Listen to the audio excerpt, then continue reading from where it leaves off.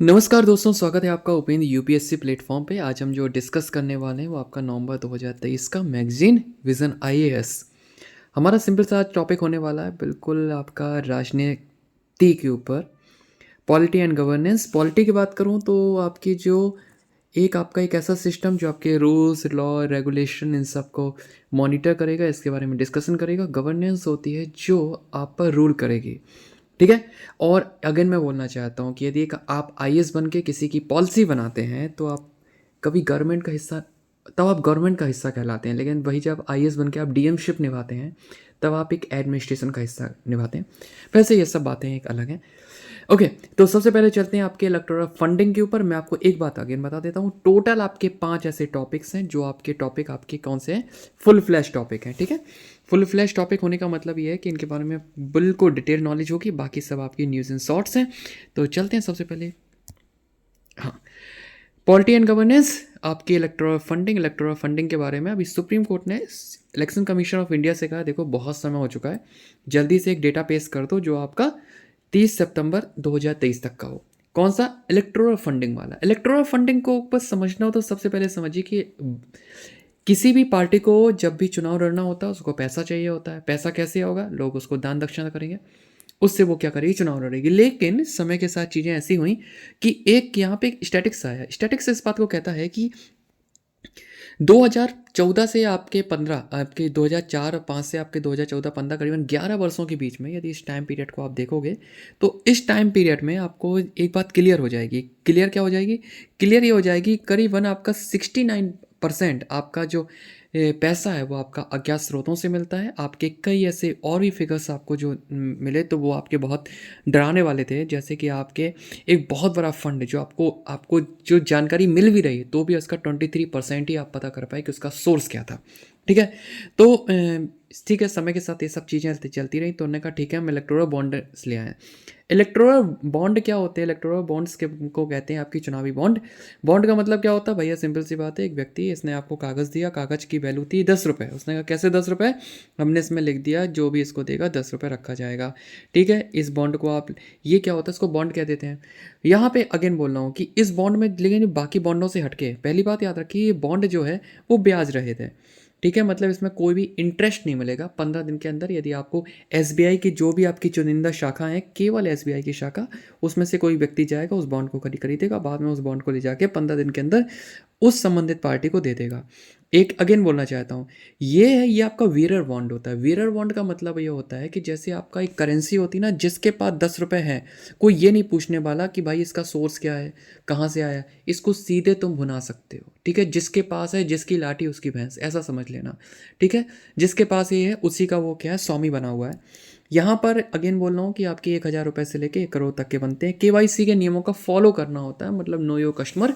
इसमें पता होना चाहिए कितनी बार आप खरीदना चाहें बॉन्ड आप खरीद सकते हैं। सामान्यतः जो आपकी अवधि होती है वो आपकी होती है 10 दिनों की। हर क्वार्टर में ये सब चलते हैं।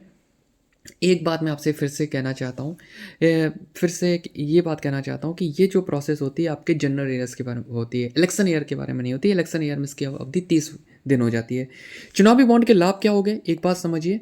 जैसे कोई एक व्यक्ति गया, उसको अपना, उसने क्या किया, अपना एक बॉन्ड खरीदा। उसने बॉन्ड खरीदने के बाद उसने संबंधित पार्टी को दे दिया। बॉन्ड कहाँ से खरीदा? एसबीआई से खरीदा, एसबीआई की शाखा से। तो एक बात क्लियर है कि उसने औपचारिक बैंकिंग चैनल का यूज किया। इससे क्या हो रहा है कि आपकी ऑडिट हो रहा है लगातार उस पैसे का, और प्लस आपकी पारदर्शिता बढ़ रही है। दूसरी बात है कि कौन व्यक्ति खरीद रहा, क्या नहीं खरीद रहा, इस बात को लेकर आपकी दानदाताओं की गोपनीयता रखी जाती है। लेकिन जो दानदाता होता है उसका केवाईसी जरूर होता है, ठीक है। और यहाँ पे क्या होता है, पूरा लेन देन आपका डिजिटल होता है। लेकिन समस्या ये होती हो जाती है कि इसके अंदर पारदर्शिता नहीं होती है। पारदर्शिता क्या होती है कि कौन, देखो एक बात कहने में, एक सुनने में अच्छा लग रहा है कि आपने ये जो बॉन्ड है ये खरीदने वाला व्यक्ति है, ठीक है, देखो इसने ऐसे ही पैसा नहीं दिया, देखो ये सब चीज़ें पता है, लेकिन कौन लेके गया ये मैटर करता है, ठीक है। दूसरी बात ये हो जाती है कि जो आपका आरटीआई होता है, राइट टू इन्फॉर्मेशन, इसको इससे दूर रखा गया है। अगेन फिर से बोल रहा हूँ, इस पॉइंट को याद रखे जाइए, संभवतः हो सकता है प्रीलिम्स पॉइंट ऑफ व्यू से क्वेश्चन पूछ ले। इसमें से कई बार दानकर्ता का नाम छुपा दिया जाएगा, दानकर्ता का नाम नहीं पता चलता है, ठीक है। और एक बात हो जाती है इसमें, जो अभी तक क्या था कि कोई भी कंपनी परसेंट का ही क्या दे सकती थी, आपका डोनेट कर सकती थी, लेकिन अब उस कैप को हटा दिया गया। कोई भी ऐसी शाखा जो कि इंडिया में हो वो डोनेट कर सकती है। अब समझ लिए, हो सकता है कोई एक बहुत बड़ी कंपनी हो, उसने अपनी सीडो कंपनी बना दी, उसको सेल कंपनी के नाम से बोला जाए भारत में। वो कंपनी कुछ नहीं करती है, बस कागज़ में कंपनी है, और वो आपको क्या कर रही है, फंडिंग कर रही है। अगेन बोल रहा हूँ, ये चुनावी बॉन्ड कौन खरीद सकते हैं, केवल दो लोग खरीद सकते हैं। पहला आपकी खरीदेगा कोई भी नागरिक, और दूसरा हो जाएगा कोई भी आपकी संस्था। बात क्लियर हो चुकी होगी। अब आ जाते हैं यहाँ पे, आपकी सुप्रीम कोर्ट ने बोला कि भाई इसका डेटा हमारे पास रख दो, और इसमें से आपको ताज्जुब होगा कि 25% राजनीतिक दलों ने ही आपके चुनावी बॉन्ड आवश्यक बैंक खाते से खरीदे थे। ठीक है, यहाँ पे चुनावी फंडिंग की आपकी चिंताएं क्या है? आपको यदि 2019 का यदि चुनाव रखा जाए तो अभी तक का वर्ल्ड का सबसे कॉस्टली चुनाव हुआ था। दूसरी बात यह है कि आपका जो फंड होता है, ठीक है, ऐसा लगता है जब आपके सामने, यदि आपको ये ना पता चले कि आपका सोर्स कैसे। पहले क्या होता था, पहले कोई पार्टी चुनाव लड़ती थी उसको बताना होता था उसको पैसा कितना मिला है, ठीक है। लेकिन अब ऐसा नहीं होता है कि अब इसमें से क्या क्या होता है कि ये ठीक है डेटा बताते हैं, ठीक है, जब बहुत सारे रूल्स होते हैं, पर एग्जैक्टली इस प्रकार से फिगर आउट नहीं हो पाते, क्योंकि अब सारी जानकारी अब एसबीआई के पास होती है, आरबीआई के पास होती है, लेकिन जानकारी आपके इलेक्शन कमीशन ऑफ इंडिया के पास नहीं हो पाती है। आपके धन का स्रोत क्या है ये भी आप नहीं पता कर सकते हो। कई बार आपके राजनीतिक दल और कॉर्पोरेट जगत के गठजोड़ बने रहते हैं। इससे सबसे बड़ा जो प्रभाव होता है कि इसमें से जो ब्लैक मनी है उसका सर्कुलेशन बढ़ने लगता है। फिर आपकी दूसरी बात हो जाती है कि जो आपके राजनीतिक दल होते हैं ऐसे उम्मीदवारों को प्राथमिकता देते हैं जो कि आपकी सेल्फ फाइनेंसिंग कर सकते हो। मतलब एक अमीर व्यक्ति वो कहेगा भाई मुझे सांसदी का टिकट दे दो, विधायकी का टिकट दे दो, मैं इसको फाइनेंस कर दूंगा। फिर अवसर की असमानता को कम कर देता है। देखो इसी पॉइंट को यहाँ पे बोला जा रहा है ना, इस पॉइंट को लिंक करते साथ यहाँ पे क्या होगा कि इसमें जो आपके जो छोटे राजनीतिक दल हैं दे कांट पार्टिसिपेट।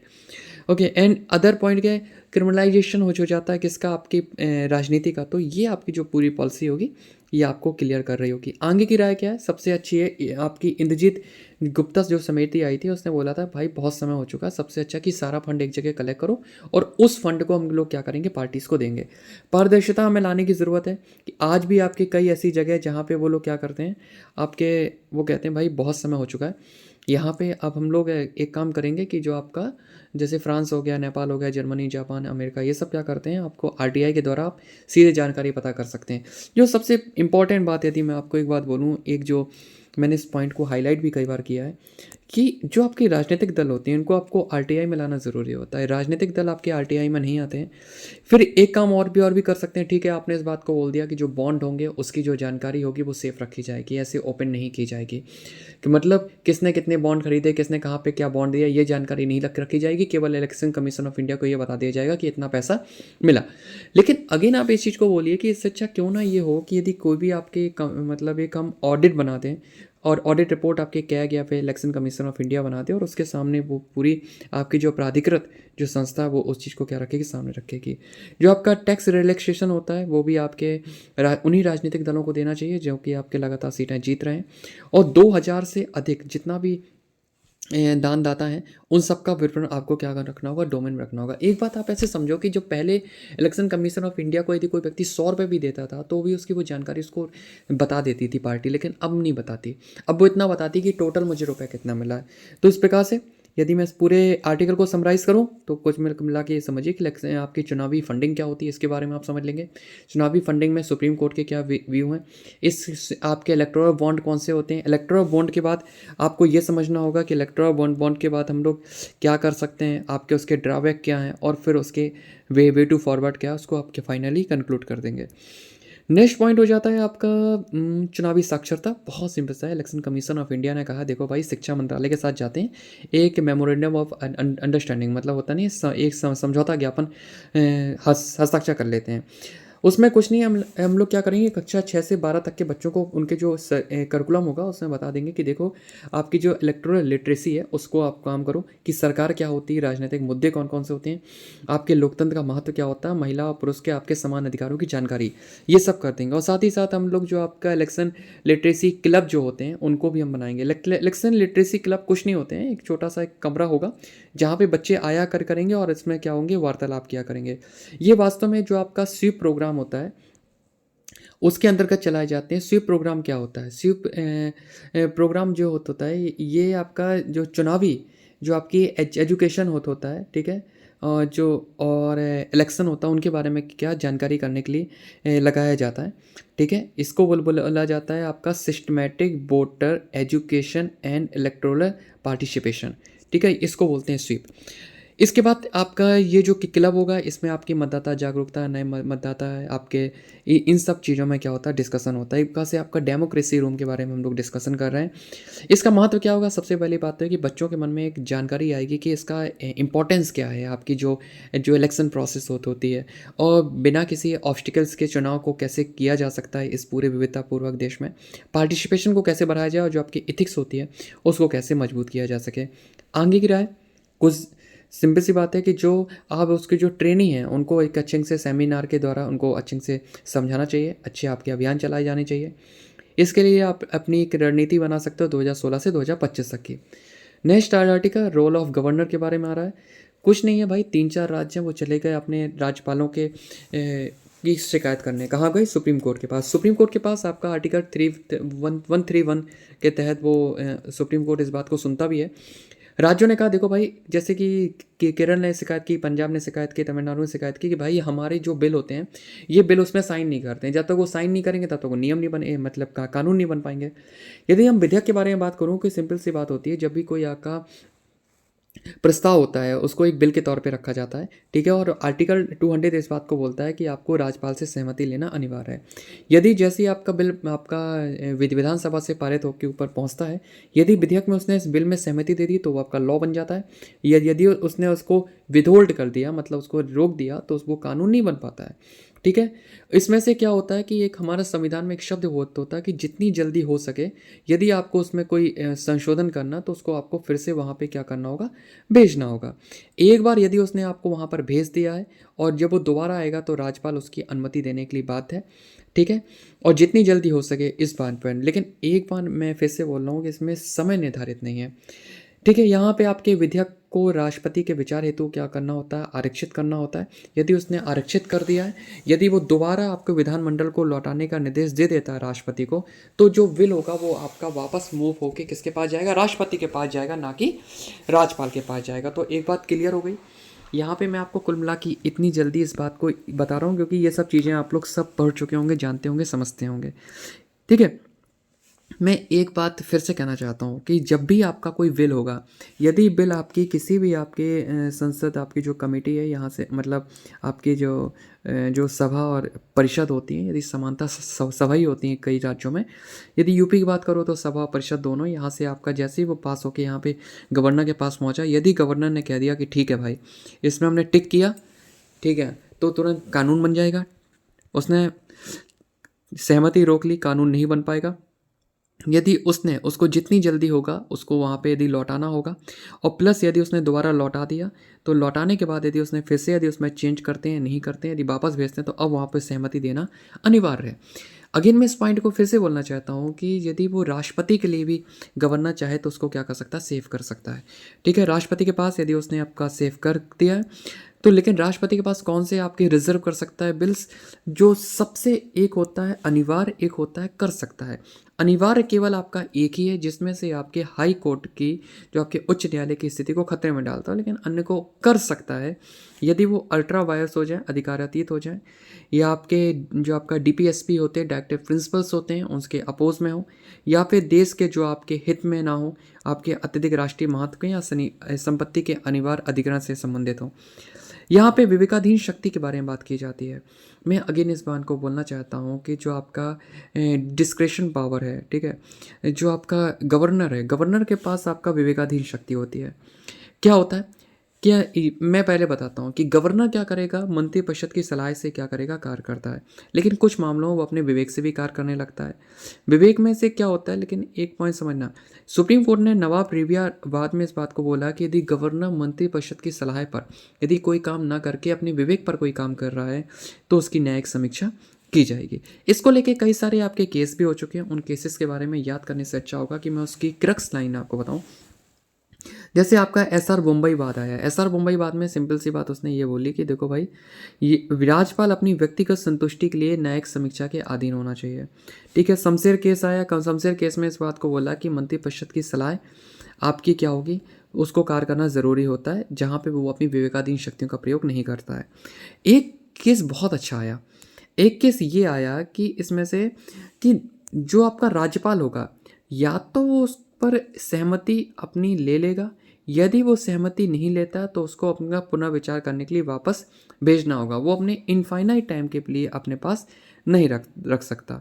दूसरी बात, आपके लिए एक पॉइंट ये भी है कि यदि उसने किसी भी पुनर्विचार करने के लिए यदि किसी बिल को वापस भेज दिया, राष्ट्रपति मतलब राज्यपाल ने, यदि वो बिल दोबारा आता है तो वो राष्ट्रपति के पास नहीं भेज सकता। ठीक है, ये बहुत इंपॉर्टेंट पॉइंट है। मुझे लगता है इस पॉइंट को लेके आपके क्वेश्चन बनाए जा सकते हैं। आपके वाइस चांसलर के लिए आपको मैं बता देता हूँ, जो चांसलर होता है वो पूरे स्टेट का आपका गवर्नर होता है। वाइस चांसलर आपके आपके क्या होते हैं, बाकी बनाए जाते हैं। तो जो ये होता है आपके उस समय मंत्रिपरिषद की सलाह मानने के लिए बात नहीं है। ये कुछ आपके केसेस थे, आपको समझ लीजिएगा। यदि राज्यपाल की आपके भूमिका की बात करूं, यदि ऐसी चीज़ें आएंगी, यदि आप इतने ज़्यादा सहमति आपको देने में आपको टाइम लेंगे, तो बनी बात है कि सहमति में देरी है तो आपका संवैधानिक जो आपका गतिरोध है वो आपका बना रहेगा। राजनीतिक हस्तक्षेप आपका लगातार होता रहेगा। ठीक है, क्योंकि आप कई बार ऐसा बताया जाता है कि आपके केंद्र सरकार के आप एजेंट की तरह काम कर रहे हैं, जहाँ पे आपकी केंद्र और राज्य की सरकार सही है आप तुरंत साइन कर देते हैं, अदरवाइज आप उसको पेंडिंग में कर देते हैं। फिर आपका प्रशासनिक अकुशलता की बात की जाती है, जहाँ पे आपका राजनीतिक मतभेद हो। फिर आपका जब आप इतना कुछ आप पेंडिंग करते हो तो न्यायपालिका के ऊपर अननेसेसरी बोझ बन जाता है। इसके लिए आपकी कई सारी सिफारिशें भी हो चुकी हैं। इसमें से सबसे फेमस आयोग बना था सरकरिया आयोग। सरकरिया आयोग ने 3-4 बातें की थी। पहली बात लिखा गया था कि केवल आपके आपके जो बहुत ही रेयरेस्ट केस में आपको विवेकाधीन शक्ति का उपयोग करना चाहिए। दूसरी बात है कि समानता हमेशा उसको मंत्रिपरिषद स्तर की सलाह से काम करना चाहिए। राज्य के बाहर का व्यक्ति होना चाहिए। 2019 में यूपीएससी क्वेश्चन पूछ चुका है। राष्ट्रपति के एजेंट के रूप में काम नहीं करना चाहिए। ठीक है, वही पुंछी आयोग की बात करूं तो पुंछी आयोग ने इस चीज़ को बोला था कि भाई 6 महीने के अंदर आपको बिल पर निर्णय ले लेना चाहिए और किसी भी राजनीतिक विचारधारा से तटस्थ नहीं रहना चाहिए और 5 साल का इनका कार्यकाल सुनिश्चित होना चाहिए। वेंकट चलिया आयोग भी आया कि आपके दैनिक प्रशासन में मंत्रिपरिषद की सलाह से काम करना चाहिए। ठीक है, तो यदि मैं गवर्नर के बारे में बात करूं तो गवर्नर के बारे में बहुत ही सिंपल सी बात ये थी कि आपके गवर्नर में आपके सुप्रीम कोर्ट का रुख किया, उसमें से आपने देखा कि कैसे वो किसी बिल को रोक सकता है, उसमें 100% इंश्योर कर सकता है। फिर विवेकाधीन शक्ति, फिर आपके कुछ केसेस के बारे में देखा, कुछ मुद्दे देखे और कुछ आपकी आगे की राह देखी, way to forward with some references. अब नेक्स्ट आ जाता है आपका स्पेशल एंड लोकल लॉस, आपके एसएसएल। ठीक है, एसएलएल का क्या है, सुर्खियों में रहने का कारण आपका बहुत सिंपल सा ये है कि आपकी देखो ऐसे समझिए कि जब आपके कुछ ऐसे कानून होते हैं जो कि आपके किसी स्पेशल केस के लिए बनाए जाते हैं, जैसे समझिए पोटा कानून या पे आपकी अनलॉफुल एक्टिविटी आपका प्रिवेंशन एक्ट। ठीक है, मतलब कोई आपका आतंकवाद को लेके आपने ये आपका केस बन गया। फिर होता है आपका लोकल लॉ। लोकल लॉ हो जाता है कोई आपके पहाड़ी एरिया है, वो आपने वहाँ के लिए अपने कानून बना दिया। लेकिन समानता क्या हो रहा है कि अभी हाल ही में जो आपराधिक कानूनों में जो आपके विधेयक पेश किए जा रहे हैं, जो इनमें सुधार किया जा रहा है, वो इन कानूनों में सुधार नहीं हो रहा है। क्यों? क्योंकि आप देखो अब हम काफ़ी लिबरल होते जा रहे हैं। यहाँ पे हाल ही में क्या हुआ, हाल ही में आपको पता होगा कि कुछ आपके कानून रखे गए थे, जैसे कि आपके वर्तमान में कानून कौन से चल रहे हैं, आपका इंडियन पीनल कोड है। इंडियन आईपीसी क्या करता है, आईपीसी इस बात को करता है कि आपके किस चीज़ में कौन सा दंड है। ठीक है, किस चीज़ में कौन सा दंड है। आपका कोड ऑफ क्रिमिनल प्रोसीजर इस बात को क्या करता है, सीआरपीसी इस बात को बताता है कि प्रोसीजर कैसा होगा, मतलब किस प्रकार से दंड दिया जाएगा। फिर आता आपका इंडियन एविडेंस एक्ट। इसमें बताया जाता है कि जो आपके भारतीय न्यायालयों में के साक्ष्यों के समक्ष आपके कैसे दिया जाएगा, किन आधारों पे आपको साक्ष्य सही माने जाएंगे, गलत माने जाएंगे, ये सब चीज़ों के बारे में। ठीक है, तो यहीं पर आपके विशेष स्पेशल लॉ के बारे में डिस्कस हो गया, लोकल लॉ के बारे में होते हैं। एक हो जाता है कॉग्निजेबल ऑफेंस। ठीक है, संज्ञेय अपराध। संज्ञेय अपराध कुल मिला के बात होते हैं, जैसे आपने किसी व्यक्ति का कत्ल हो गया, आपने किसी के हाथ में छुरा देखा, तो आप सीधे अब आप मजिस्ट्रेट का वेट नहीं करोगे, आप डीएम के पास जाके परमिशन नहीं लोगे कि इसको मैं गिरफ्तार करूं, आप सीधे जाओगे, आप उसे गिरफ्तार कर लोगे। ठीक है, इसको कहते हैं संज्ञेय, मतलब संज्ञान में आप सीधे ले लोगे। अब आप आ जाता है आपका स्पेशल लोकल लॉस का जो आपका महत्व है। बहुत सिंपल सी बात है कि आज भी आपके जितने भी कॉग्निजेबल जो आपके ऑफेंस है उसमें 39% आपके एसएसएल है। फिर आ जाता है आपके आज भी आपके जो आपके कानून लागू करने में जो आपकी दक्षताएं होती हैं, इनका बहुत बेनिफिट होता है। क्योंकि आज भी हमारे कई ऐसे कानून होते हैं, जैसे चाहे वो आपके इन दोनों पॉइंट को मैं एक साथ बताना चाहूँगा, तकनीकी वाले या फिर कानून। इनमें से क्या होता है, कुछ हम लोग स्पेशल लॉ बना देते हैं, आतंकवाद को लेके आपके स्पेशल लॉ हैं। फिर आपके कुछ आपके सुवेद समूह हैं जिनकी आपको रक्षा करने के लिए आपको इन सब का यूज करना पड़ता है। फिर नेक्स्ट आ जाता है आपका SLLL में सुधार की आवश्यकता क्यों? क्योंकि आज भी आपकी बहुत सारी आपकी जो आपकी एम्बिग्यूअस लैंग्वेज यूज हो रही है। यहाँ पे कैसे आपके आतंकवादी कृत, ठीक है, ट्रेवलर एक्टिविटी, ठीक है, नॉन लॉ फॉर एक्टिविटी, ठीक है, मतलब संगठित अपराध, ये सब चीज़ें आपका सिंडिकेट। दूसरी बात है कि कानून को लागू करने में आपकी बहुत ज़्यादा दुविधा है। क्यों?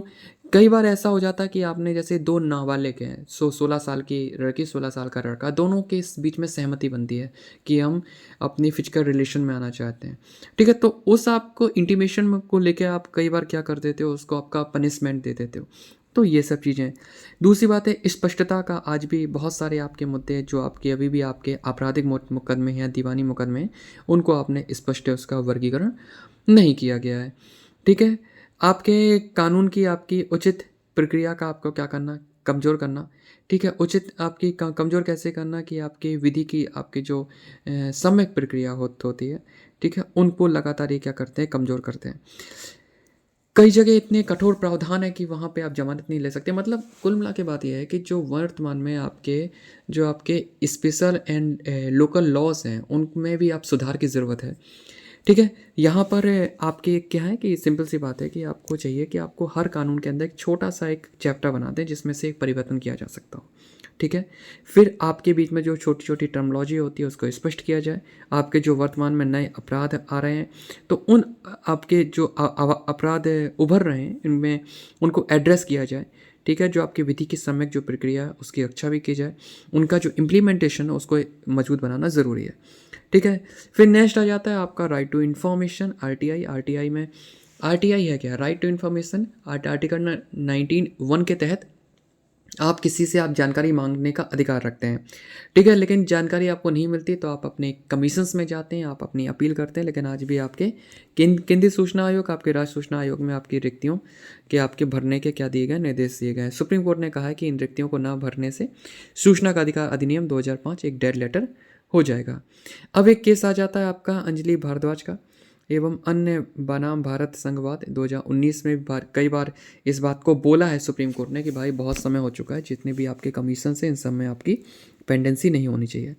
यहाँ पे आपका CCIC और आपका जो RTI एक्ट है जो आपका 2019, इसमें से मैं आपको बता देता हूँ, सेंट्रल इंफॉर्मेशन कमीशन जो ये है आपका, ये आपका स्टैच्यूटरी बॉडी वो होते हैं जो किसी अधिनियम के तहत बनते हैं।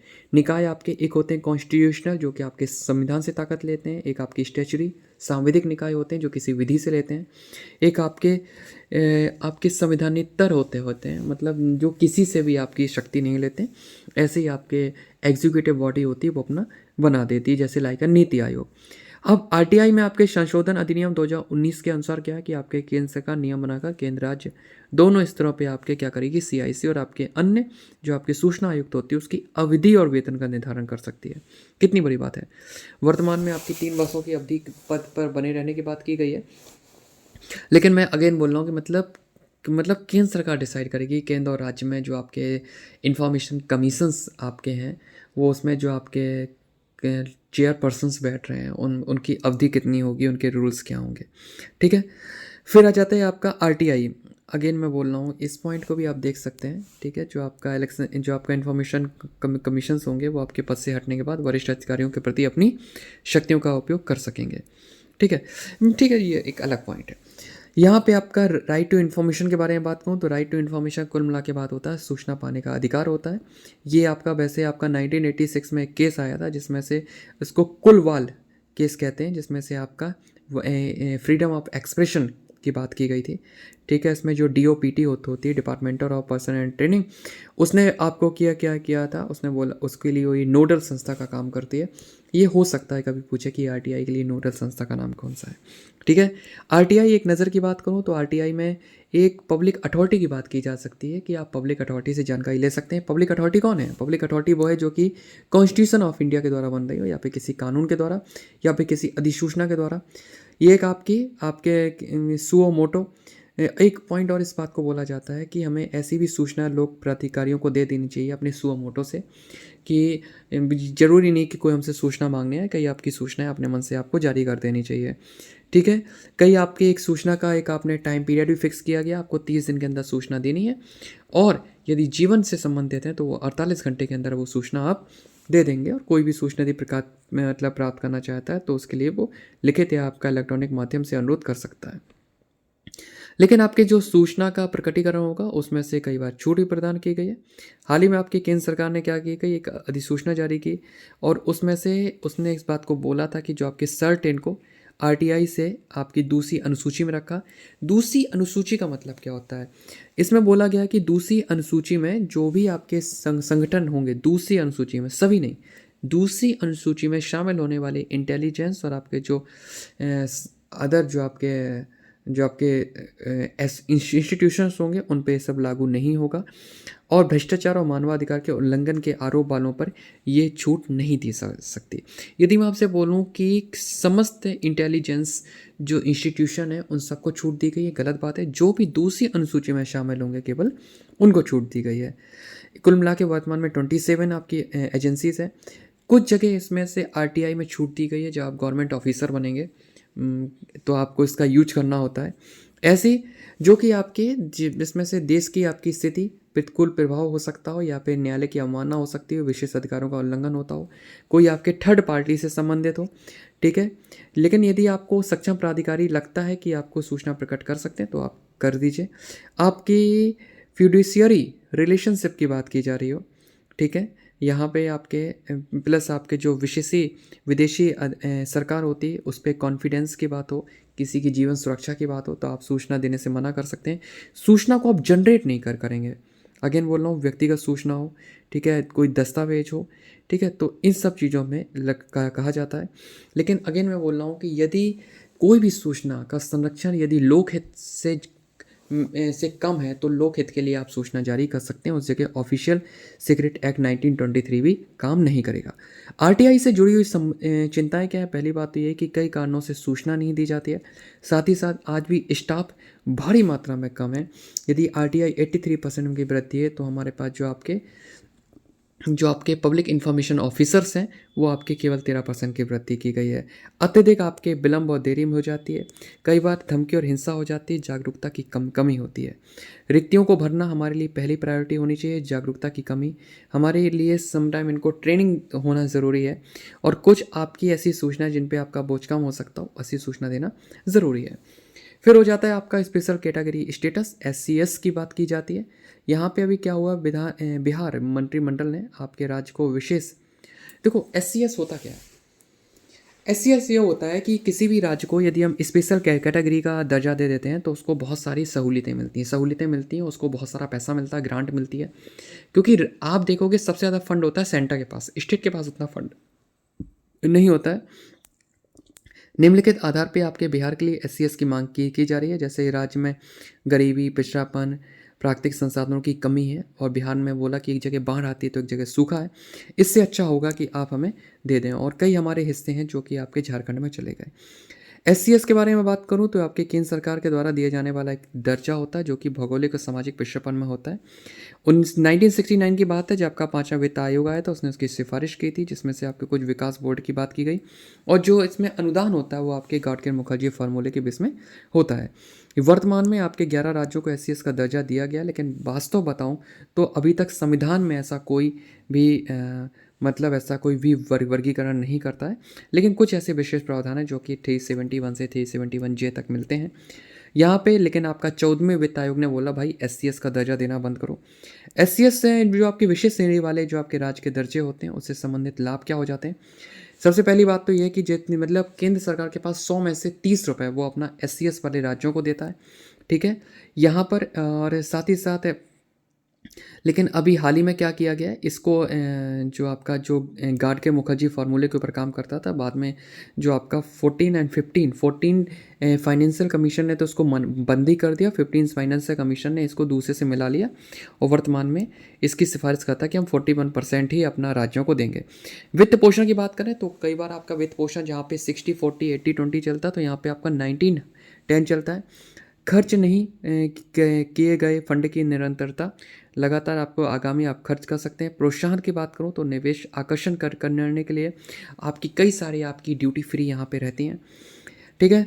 अब आपकी चिंताएं क्या है, पहली बात तो चिंता ये है कि आप कैसे डिसाइड करोगे। आपने कहाँ आपने उत्तराखंड को अभी तक दे दिया लेकिन अभी तक आप झारखंड और छत्तीसगढ़ को नहीं दे पाए because you have no any parameters, ठीक है। How to give one special category status to someone. And second is the अंतर्राज्यीय जो आपकी असमानताएं हैं वो लगातार चिंता बनाती हैं। आपने कई बार आपके SCS जो आपके होते हैं उनके साथ आप लोग ऋण में राहत देने लगते हो, इससे आपकी राजकोषीय अनुशासनहीनता होती है और आपको लोग अननेसेसरी जो आपका फिजिकल जो आपका डिफिसिट होता है वो भी आपको बढ़ने लगता है। आंगांगी की राय क्या है, सबसे पहली बात है कि जो राज्य आपके सामने क्यों पैसा मांग रहे हैं, क्योंकि बहुत खुद कमज़ोर है, तो इससे अच्छा होगा कि आप उनमें अच्छा सा काम करवाइए। मापदंड की बात करूं तो आपको मापदंड की समीक्षा की जानी चाहिए, लगातार उनके इनपुट पे विचार किया जाना चाहिए। अंतर्राज्यीय जो आपके सहयोग होते हैं उसको क्या क्या दिया जाना चाहिए, बढ़ावा दिया जाना चाहिए। SCS की समाप्ति के बाद आंगांगी की राय क्या है। लेकिन आज भी यदि आप बियॉन्ड दी SCS देखना चाहो तो आज भी गवर्नमेंट आपकी जितनी भी स्कीम्स हैं वो आपके 2 पार्ट में डिवाइड करती है। एक आपकी कोर स्कीम है, लगभग मुझे जितना याद है 5 scheme I think total core scheme है, जिसमें से एक एग्जाम्पल इसका मनरेगा का भी है, ठीक है। जिसमें से राज्य को पार्टिसिपेट करना अनिवार्य होता है, बाकी आपकी वैकल्पिक स्कीम होती है, ठीक है। आपके लिए एक अच्छा सा आपके धनराशि जारी करने का तरीका होना चाहिए, आपको सहकारी संघवाद को बढ़ावा देना चाहिए और आपके जो आपके जिस प्रकार से आपने अपने जो केंद्र शासित राज्य हैं जिनको आप 100% फंड देने की आपको तैयारी करनी चाहिए, जो अभी तक आप गृह मंत्रालय के तौर के अनुदान पे भरोसा करते हैं, ठीक है। नेक्स्ट आ जाते हैं न्यूज़ एंड शॉर्ट्स, बहुत ही आराम से समझना है। आईना एक आपका आवासन शहरी कार्य मंत्रालय का चलाया जा रहा है। इसमें से आपके टोटल 5 पैरामीटर हैं। 5 पैरामीटर में आपके प्रशासनिक, वित्तीय, योजना निर्माण, नागरिक केंद्रित गवर्नेंस, बुनियादी सेवाओं की आपूर्ति। कुल मिला के बात है ये पोर्टल होगा जिसमें से कोई भी आपकी जो आपकी अर्बन बॉडी होगी वो उसमें अपना डेटा डालेगी, ताकि आपका ये पूरा जो डेटा हो सकेगा उनके बीच में एक अर्बन बॉडी दूसरी अर्बन बॉडी से कितना अच्छा हेल्थी कंपटीशन इन्वायरमेंट होगा। और दूसरी बात जो होगी, आप लोगों को एक पॉलिसी बनाने के लिए एक आपको आसानी हो सकेगी। अर्बन लोकल बॉडी की बात करूँ तो आपका 1992 में एक आपका अमेंडमेंट है, आपका 74, उस अमेंडमेंट के तहत आपके नगर पंचायत, नगर परिषद, नगर निगम, ठीक है, इन सबको क्या किया जाता है, इस्टेब्लिश किया जाता है। इनके 18 आपके स्पेशल वर्क होते हैं। 5 वर्ष का इसका कार्यकाल होता है। कार्यकाल पूरा करने के लिए 6 महीने का पुनः चुनाव कराना होता है। ये पूरी सिस्टम है। फिर आ जाता है आपके रिपोर्ट ऑन बिल से फॉर क्रिमिनल लॉस। आपको पता है कि वर्तमान में IPC 1860 चल रही है, CRPC 1973, आपके इंडियन एविडेंस एक्ट 1872। इन सब का क्या कर रही है, भारत न्याय संहिता, भारत नागरिक सुरक्षा संहिता और भारत साक्ष्य जो आपका विधेयक है, इन सब की क्या ले रहे हैं, जगह ले रहे हैं।